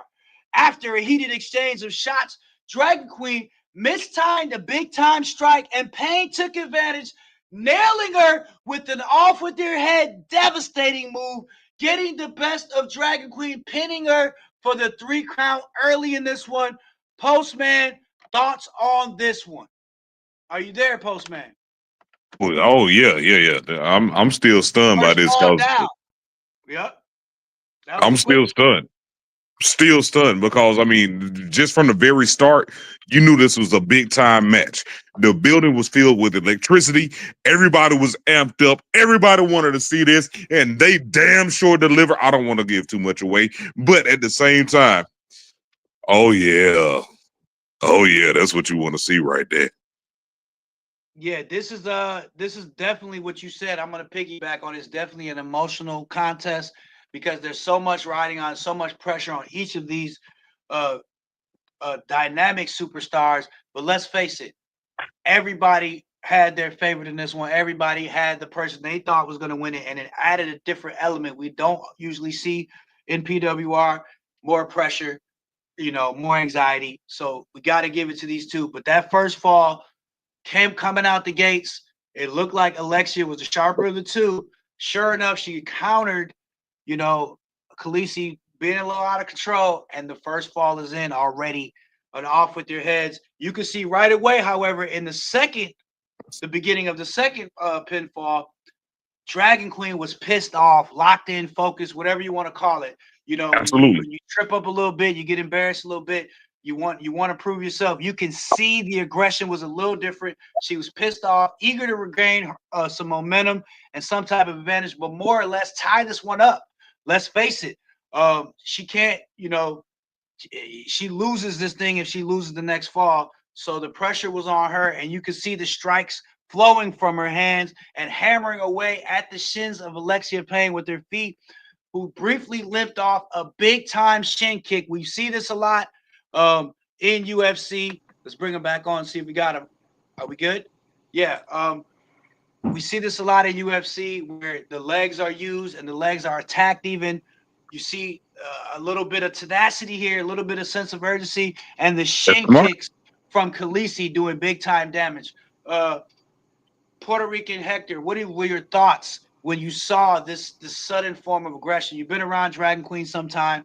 You saw this fire explode. Well, I'll just tell you one thing. I have been around Dragon Queen for a very long time, and I know that she is tough as nails, and Khaleesi is not one to mess with. And when I saw her go into that zone, I felt very, very, very bad for the Queen. So at this point in the matchup, Khaleesi bounced off the ropes and crushed Alexia Payne with a nasty flying forearm. The impact was so fierce, and Dragon Queen immediately pinned Alexa, but only got a 2 count right here. Close, close, close. She grew more and more upset and laid some heavy shots, even heavier, on the chest and body of Alexia. But Payne, you know this, she has a chin, and she knew she was getting under the skin of her opponent. Every shot that she took, she was getting more and more frustrated. I'm talking about Khaleesi with her opponent, Alexia, being able to take this type of punishment. But then, out of nowhere, a headbutt pierced the skull of Alexia Payne, and Khaleesi got Payne in a small package. But while getting in her small package, she had a handful of Alexia Payne's tights, and the ref didn't see a thing and counted to 3, earning and awarding a pinfall now to Khaleesi, making this thing 1-1. It's even Steven here. Dragon Queen was back on track. Meanwhile, we saw a look of concern covering the face of Alexia Payne. T-Money, we'll go to you. We talked about emotion. It's 1-1 now. The next mistake, the next bad step, the next miss swing, and it's all over. Thoughts? Absolutely. It's a fresh match now. The next fall wins. So you're fighting tooth and nail now. At this point, you're fighting tooth and nail. Whatever it takes, whatever you got to do, the same way that last fall happened, whatever it takes. And so I think that's what we're seeing on the face of Queen at this point. Alexia Payne, when I say Queen, I think that's what you're realizing. Like, yo, this is do or die. And it's going to take whatever. Here we go. Whether it's pretty or not. Fall. It's the third and final fall here. Whoever gets this next one would be the top queen in PWR. It will come down to guts and determination, and it would show who really wanted it more. The crowd was on the edge of their seats as these two were putting on a clinic flying around the ring like spirits in the wrestling ring. It was amazing to see the class of competition as the two kept trying to outdo the other.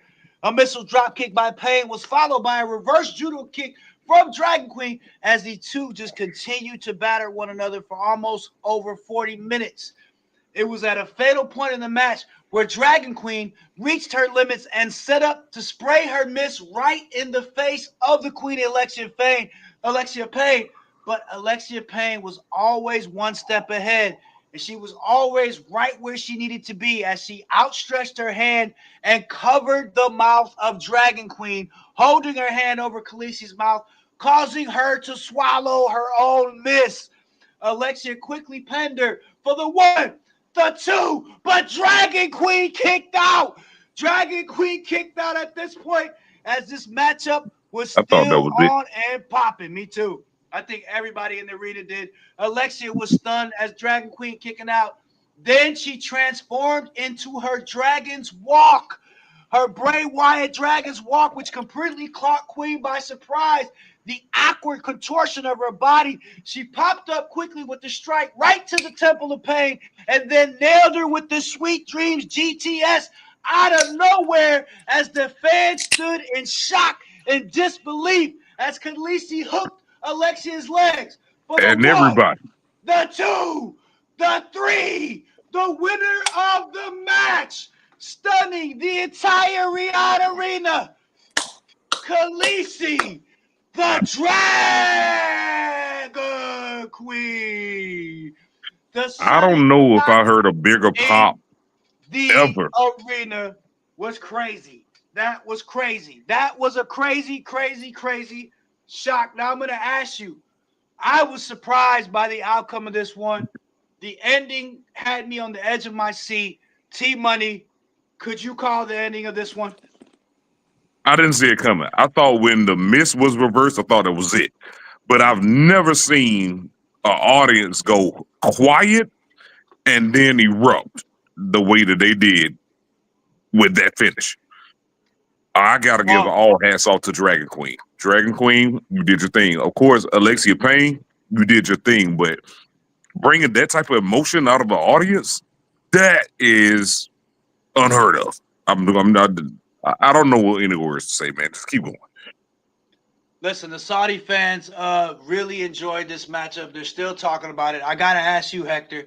I asked you earlier about TC Adams and him propelling himself. What is a victory here on this stage in front of thousands of fans, millions watching all over Alexia Payne, possibly do for Khaleesi at this point in her PWR career? Well, you know what? I'll tell you real quick.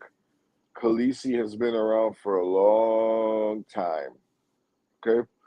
But she's always been in a smaller scale, seen by a smaller audience.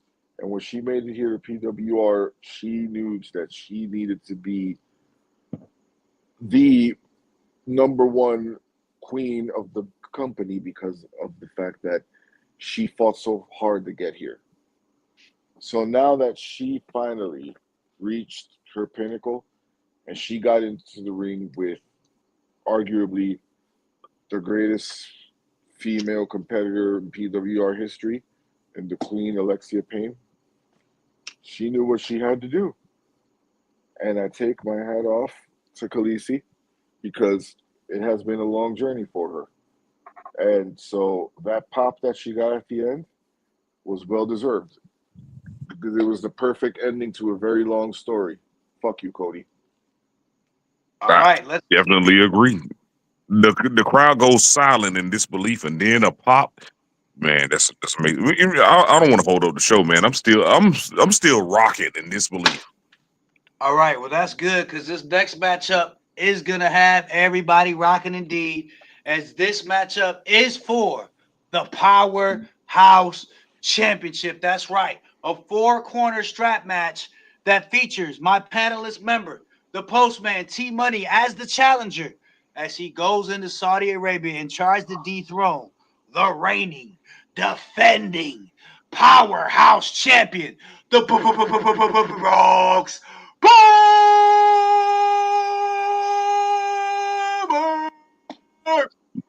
do you like those windpipes? I You still putting got a it, lot man. on it, ain't you? You putting a lot on it. Listen, the Four Corners match was on deck next as the music of the Postman played and the fans exploded. The other half of the Backwood Bros made the crowd get out of their seats after that last emotional matchup. It was time to have some fun, and the Postman was just on time to deliver as he bounced up in the ring, waiting and warming his body up in the ring, waiting for his opponent. That's when the Bronx Bomber came to the ring, poised to the Brooklyn sounds of Biggie Smalls, ready for competition with his championship on his shoulder. Proud New York native representing the United States of America. He kissed the Powerhouse Championship before heading to the official and said, "I'll see you soon, baby." And both superstars became strapped by the wrist to one another. Whoever tagged all four corners first would walk on, or should I say, walk out of Saudi Arabia, the Powerhouse Champion. The bell rang and we were off. Both superstars were hammering one another. At this point, they were both taking big chunks of meat out of each other's faces, but T finally got the advantage, stopping the foot of Bomber, getting an advantage, and then nailing him with the vicious uppercut. T then dragged his opponent, tagging two corners before the Bronx Bomber nailed him with the flying elbow shot, changing up things a little bit here because Bomber then took it upon himself to tag two corners himself. But that's when T Money pulled him closer, yanking the strap and then getting him in there tight for a Glock bottom. The Postman dropped a leg drop right on top of Bronx Bomber and then proceeded to tag one corner, then two, then three corners before Bronx Bomber yanked him back towards him, down, punching away at the ball head of the Postman. No offense, T. This match went on much the same, at the same high pace, with both superstars trying to gain an advantage, trying to tag that fourth corner. Another 10 minutes or so without each superstar getting a better advantage. They tagged two corners, they tagged three corners, but they always got snagged up right before the fourth corner was tagged. At one point, the Postman got desperate and wrapped the strap around the neck of the Bronx Bomber, shocking a lot of Saudi Arabian fans, hoping he would get an advantage with this one. But Bomber is tough as they come, and he kept fighting and tagged three corners again before the Postman had to rush and take him down with a running tackle. These two quickly were becoming gassed at this point in the matchup, much like I am. The action is intense, and the match went deeper and deeper. You have to wonder at this point how many beers the Postman had nights before training up to this one. You got to wonder how many hot dogs has Bomber been having with relish and mustard, but it doesn't matter because somehow the Bronx Bomber found some energy from somewhere, somehow, and took over this matchup at this point as he caught the Postman with the nasty jab and set up his big-time finisher, the D-Bomb. He dropped the Postman in the middle of the ring hard and tagged the first corner. He then tagged the second corner. Then he hit the third corner and began calmly making his way towards victory when an unknown person dressed in all black, an all black jumpsuit covered with a black ski mask over his face, yanked the strap back towards T Money, brutally pulling Bronx Bomber by his neck and down to the mat in shock and gasping for air. Saudi Arabian fans couldn't believe what they were watching. I couldn't believe what I was watching. An all black assailant, an assailant dressed in all black, involving himself in this Powerhouse Championship. He looked dead in the eyes of the Bronx Bomber, and Bronx Bomber was trying to make out who the individuals was, but cameras at this point, taking away all guesses from fans, panned in the back, showing Nappy Boy arguing out of control with security, and also Mel Walker was in his own locker room warming up for the biggest matchup of his career. So it wasn't either of the two. Fans were scratching and clawing to figure out what the hell was going on. Then suddenly, as T looked conflicted and confused for a moment, he hauled off with a brutal brunt kick that nearly took Bronx's neck off of his shoulders on impact. He tagged each corner one by one, 3, and then the 4th, looking at the ramp confused, wondering who that masked person was as the official announced. And new powerhouse champion, the Postman, T Money.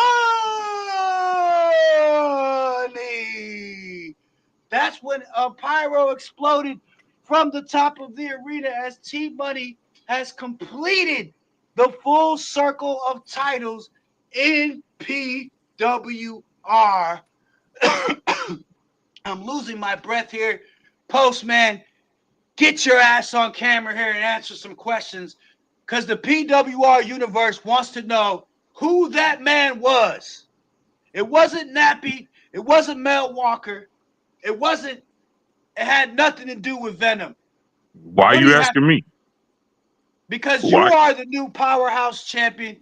You've made history now. You've dethroned the box bomber, but you didn't do it alone. Who was that? First of all, we're not going to detract from the fact that I got all the OG titles. I am that dude. But who was it that helped me do it? I don't know. You might want to ask somebody that, you might be sitting close to, or somebody that you may know. Nappy wasn't involved. Mill wasn't involved. But at the same time, you're going to take away from my moment to where I am I'm just that asking actual. Who was it. I'm asking who was it? I mean, I don't know. You tell me. It could have been a Saudi fan that just happened to love T-Money that much. A Saudi fan came in and said that we want this moment for T-Money. Maybe. I'm done with you right now. Puerto Rican Hector, sprinkle something with seasoning on this thing. The Postman completing the full circle of titles in PWR. Now, the only title he hasn't had, he now has. Have you been doing any research with any of your filthy Puerto Rican street hood rats that may or may not know what happened, who this was? Is there any insight, any intel, any thoughts on what we just witnessed? Well, I'm not really sure who this individual was. It could have been a. Could it be somebody from the Bronx Bombers past, possibly? We didn't consider that. Oof. I don't know. Could her name be? Never mind. So, anyway, all I know is that when things happen for a reason. So, fortunately for Bronx Bomber, this is the end of his title reign. He was a well-rounded fighting champion in his own right, but it's came to an end at the hands of the Postman. And I don't know. There will be an asterisk by this, Postman, just so you know. But if he doesn't know, it'll be an asterisk by it, by the way. Listen, we didn't have much time, or we don't have much time to reflect on anything at this point tonight in this pay-per-view, or think straight, because right as this match was ending, Nappy Boy shoved security away, all right, and began storming in the direction of wherever the fuck he thought Beast Mode was being monitored by his own security. Now, Nappy then kicked down a door. This thing is getting wild, and knocked out two security guards with his bare hands before him and Aaron King met once again face to face, trading these massive blows as Nappy then once again yelled, "Let's go," as he's taking shots on the chin and firing back. Nappy is hysterical at this point. Beast fired a shot to the chest of Nappy. He fired back a body shot as the two then warped one another with shots back and forth in the body, destroying one another in the body. This is crazy. And it would turn out to see who was gasped for air first, as these two just kept throwing shots at one another's rib cages, but both men fired shot after shot until Nappy finally grabbed Beast and tossed him out of the security area towards Gorilla once again. The fans were screaming, "This is awesome! This is awesome!" And indeed it was. What a They should have fucking been brawl chanting, this "This is was. gruesome." This non-sanctioned matchup. The two came out to the sold-out arena and an eruption of cheers after fighting with one another nearly all night long. The bell finally rang, and this match apparently was beginning. A massive shoulder tackle to Nappy took him down hard, and then Beast threatened to throw him off the 8-foot-high ramp. Beast is insane. The crowd chanted, "Yes, yes," as Beast asked him while holding Nappy, should he throw him off of the ramp. The crowd chanted yes over and over, and Beast applied, tossing him off as the crowd gasped from the fans. Luckily for Lappy, he landed on his shoulder, but I don't know how lucky it was as he fell I on don't that think that's shoulder. lucky. Fans saw him popping his shoulder back using a nearby barricade, popping his shoulder back in place several times before he got it back in place. T-Money, you have a history of shoulders popping out in big matches. I know all about that. Like I say, I He's a don't think that's lucky, but at the 10-5. same time, it showed me a lot about Nap I was gonna being say able he's to put kind that of, thing back in place and keep yep. going with the fight. Oh, that means you really want it. How It's a crazy, bloodthirst. Hector? How crazy is Beast Mode for obliging the Saudi fans and throwing Nappy right off the deck? They say. Well, it's not probably the first time those people have cheered for something like that. That's what I'll keep it at that. But luckily, it wasn't as Jesus. serious as It could have been. it could have been for old Nappy there. So Yeah. Yeah, life could have ended He's right there, but luckily it's just a shoulder. But ended. it's not just a shoulder. You gonna live with that for the rest of your life. So Listen, speaking of life-threatening incidents, Beast followed this up saying, "You die tonight, motherfucker," to Nappy. So now he wants to take Nappy's life, apparently. But as Beast got closer, a fire extinguisher from the hands of the true villain cracked Aaron King in the face as he fell backwards. What we were seeing, this could be the most personal feud that I've ever seen in PWR. Nappy Boy hit Beast again, this time in the rib cage again. Those tender ribs. Devastating shot from the fire extinguisher as he dropped it. The true villain was in his element now, and his right eye was closing. But Nappy didn't give a fuck. He tossed Beast back towards the ring, kicking him in the back, and then throwing Beast shoulder first into the ring post.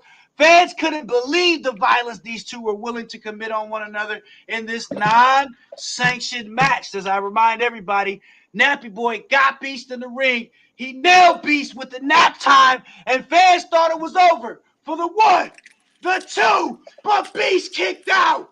Beast kicked out of it as fans couldn't believe it. The punishment that Aaron King was taking all night long, and he kicked out of nap time from the true villain, who was in disbelief at this point. The true villain then looked for a chair. Something clicked in his brain, and he wanted to go steal a chair again, and he started acting frantic and panicking like a maniac again. He then found the steel chair as he held the chair up and looking at Aaron King in his eyes, telling him, "Tell your wife and your bastard child goodbye," said Nappy. He held the chair up, and he was about to kill Beast again and hit him in the head as he struck down, and Beast held his arms up, blocking the first and second shot with his forearms and powering up to his feet. He struck the chair with an open palm, crushing Nappy in the face with the yeah, steel chair shot with the yeah, open palm, some real blood sport shit. It was unbelievable. The chair yeah. was so broken it nearly fit on the chest of Nappy like a vest. And Beast saw the opening as he ran off the ropes and skied high in the air with the only knee that matters. Both men crumbled to the ground as the fans were cheering at the top of their lungs for Beast to somehow find it inside of his body to reach over and pin Nappy as he slowly crawled towards his opponent, reaching his right arm over the true villain for the 1, the 2, the 3. The The 3. winner of this non-sanctioned match, Beast Mode, Aaron King. The crowd exploded. It's over. It's over. Some fans were yelling. What a historic, emotional matchup. Wow. And Is might I it a add, pure man, victory though? oh man, listen. Is it over? Is it over? Is the question that we heard one young Saudi fan yelling. I ask you, Mr. Puerto Rican Hector, is it over between Nappy and Aaron King? I hope it is, because if it's not, then like I alluded to earlier jokingly, and now I could be onto something. If it's not over here and these two gentlemen keep going at it, someone's going to end up in a body bag. And In a body bag. hopefully it ends here. Wow. Man, that might be the craziest non-sanction match we've ever been a part of. It started on the airplane, it ended in the ring, and these men fought with all their hearts and souls, and hopefully they can bury the hatchet. I don't know what the future holds, but what a night. All right, we still have the main event. It's a pure We victory. still got the big one. Are you Of ready course. for the big one, guys? The main event of the night. The PWR World Heavyweight Championship. 5 years in the making. The man of the people, Mel Walker, started his journey from Brooklyn, New York, as he faces his toughest opponent, his toughest critic, a man who calls him his daddy, the PWR World Heavyweight Champion, the man who calls his own shots, the man who leads SME into the next hemisphere and beyond, the PWR World Champion, Big Hurt. What else can you say about this show tonight, fellas? Thank you for joining us, by the way, ladies and gentlemen. This show was miraculous, but we are about to put the icing on the cake of a tremendous night of action. As you all know, the show was delayed personally by my client and my staff at SME because, quite simply, we know the true value of a real champion. We know the true value of Brian Carr, Big Hurt, whatever you want to call him. We know how important he is, not only for this business, but for PWR. And that's why we postpone the show when we want. That's why the champ shows up when he wants, and that's why When he everybody wants. has to deal with it. Excuse And me, you T. just deal with it. That's the no, I say when he wants, and that's how you got to deal with it. That's the champ. You got championship rights and privileges. And might we all agree that it turned out wonderful? What a tremendous action-packed show. If you haven't caught everything, fans, go back. This is one in the history books. I'm telling you right now. What a great production. The Saudi, they've hosted us well all week. The Sheik has been great. We tore up locker rooms. We did it all. And now we're here. It turned out wonderful. Pay-per-view buys at an all-time high. But now it's time. It's time, guys. Making his way to the ring. First, the challenger from Brooklyn, New York. New York, stand up on your feet. And let's just say, the people of Saudi. Where dreams are made of. No. Keep talking. I'm giving the background. Keep talking. The people of Saudi absolutely love the man of the people, guys. All week long, t-shirt was the man of the people t-shirt. They were seen all across the arena, black t-shirts with the logo of the man of the people. And loved them. And clearly fans wanted to see him dethrone. Whenever you're done, T. You're supposed to keep. All right. Now, as I was saying before, the fans love the man of the people. They had t-shirts on. They loved him. Everybody was rooting for Mel Walker in this one, and nobody, and I mean hardly anybody in the arena, wanted to see Big Hurt walk out as world champion. But You were supposed to keep talking. I was doing the background music. You were supposed to keep talking, but never mind. Keep on. But then Mel Walker looked nervous. He looked nervous, but confident at the same time. And fans knew that no matter what, the man of the people was ready to put on the best performance of his entire career. Then, now, and before future, all combined. This had to be his night here. He had to lay it all on the line. He knew that. The fans behind him knew that. The music started off like normal. You're nobody till somebody Somebody kills kills you. you. But then it was a remix of sorts because all of a sudden the record scratched and the Apollo Creed theme song for Rocky blasted on the sound system. Living in America by James Brown played and blared all over the system, and a bunch of people accompanied the PWR World Heavyweight Champion, waving American flags all over on both sides. And Big Hurt was in the middle wearing the championship, sporting all red, white, and blue trunks with the 50 stars on it, mocking the Saudi fans. I love my country, yelled Hurt, as the Sheik had a bitter but a cute smirk on his face, seeming to be entertained by Hurt's antics. Unlike Shooter J, he didn't like Shooter J's antics. He seemed to kind of take a liking to Hurt's poking at the Saudi fans. What did you think about this, Sazon? Hurt playing my Well, hey, I loved it. Again, I love it when a guy soaks in the hatred because he uses it all in the ring.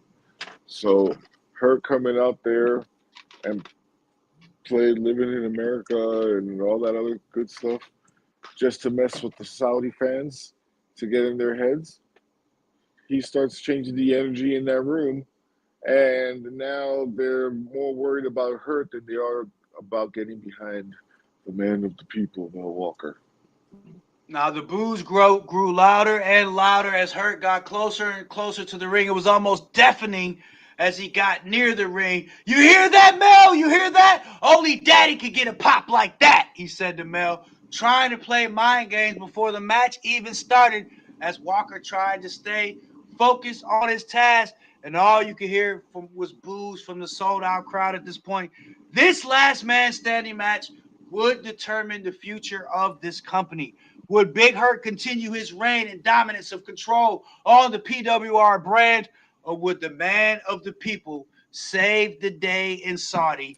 The bell rang and we were off.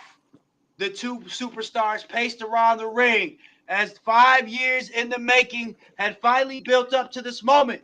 The biggest stage of them and PWR's PWR main event is the greatest prize right now in this business was on the line. The PWR World Heavyweight Champion would be crowned in this one as "This is awesome" chants echoed the entire arena.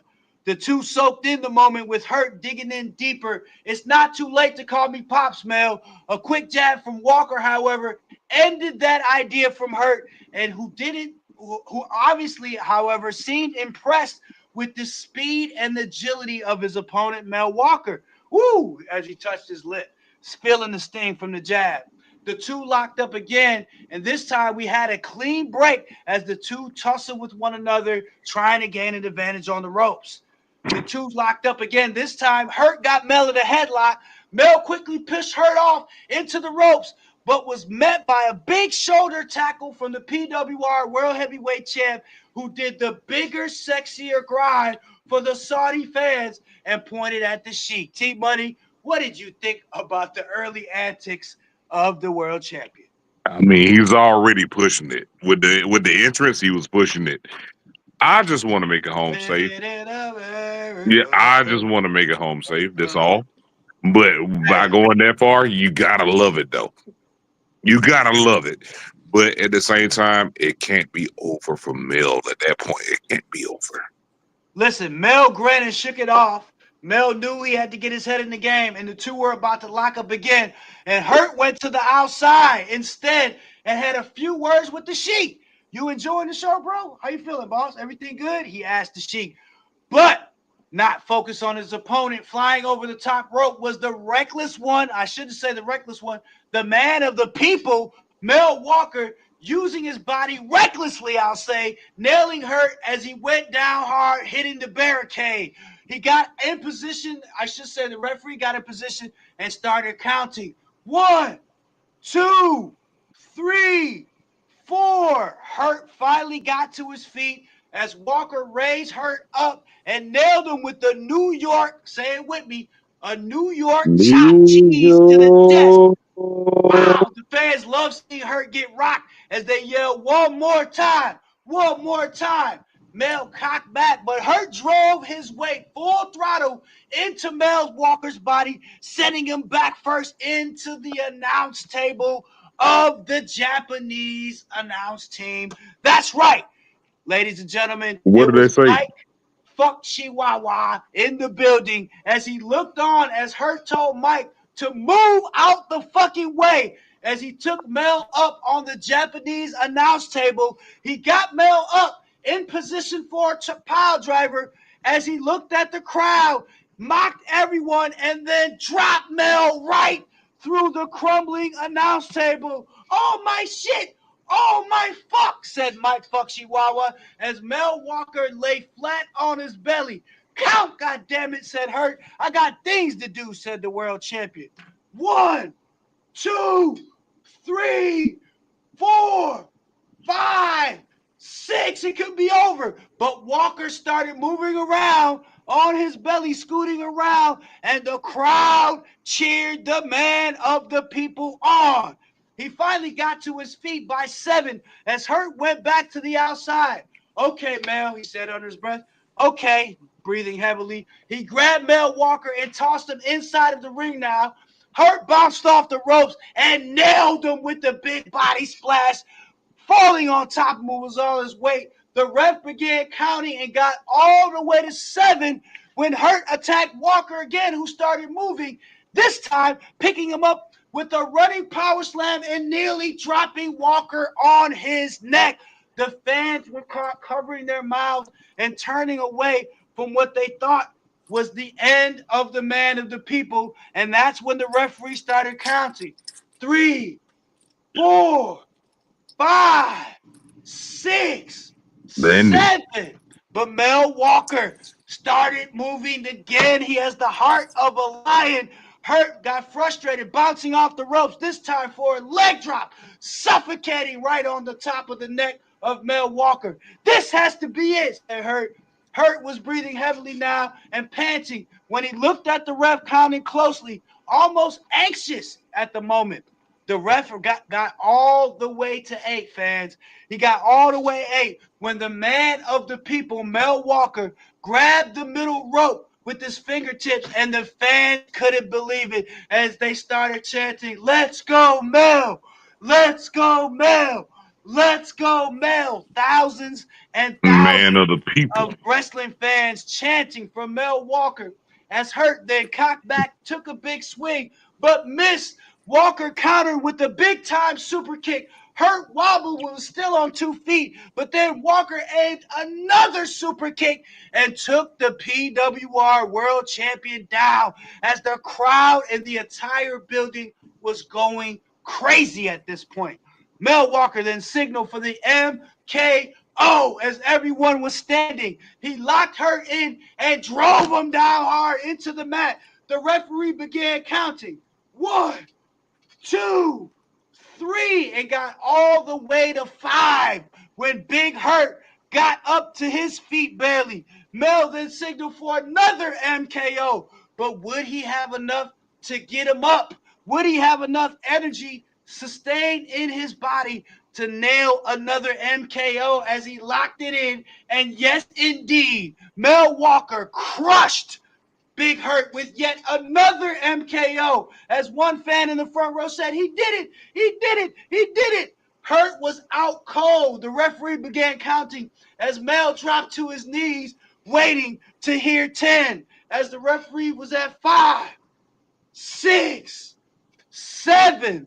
But then fans, a roar of boos came from the crowd as SME, Scott Mack Entertainment owner and founder and manager of my client, Big Hurt, came jogging down ringside with an all-black, custom-made Louisville Slugger in hand, gripped tightly as I got in the ring and stared eye to eye with the man of the people, Mel Walker, holding the bat tight in hand. Mel, at this point, the man of the people, the man that everybody loves, he had nothing left in the tank at this point, and he almost succumbed to Scott Mack, nailing him and ending his night.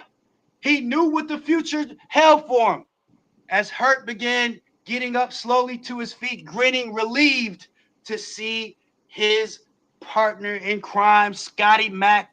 I'm always going to have your back. Mack looked at Hurt, holding the bat. He looked at Walker again, and then he looked at Hurt. And Mack fucking took Big Hurt out with the Louisville Slugger.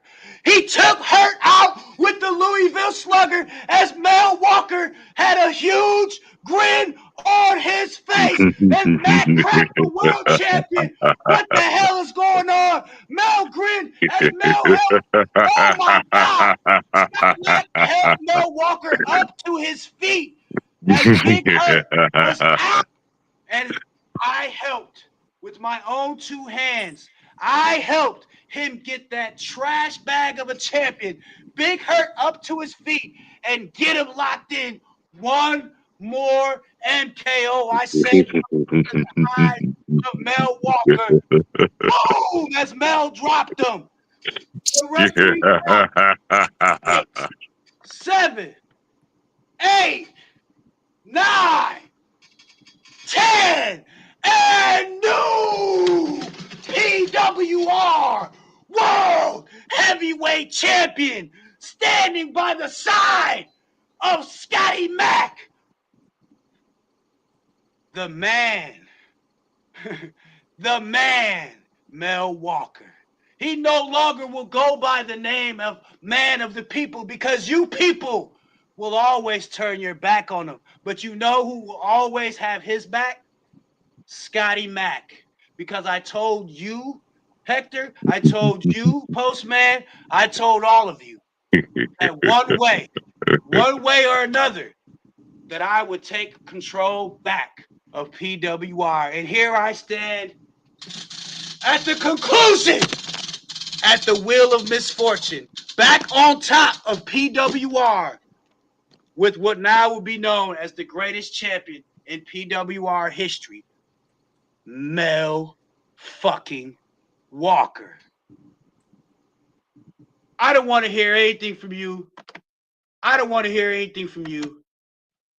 All I want is for all of you to bow down to the new regime in this place. Scott Mack presents the motherfucking man, Mel Walker. My name is Scotty Mack. I manage the most powerful man in sports entertainment. What a fucking historic night it has been. All of you bow down to Mack and Mel. Woohoo! That sounds great.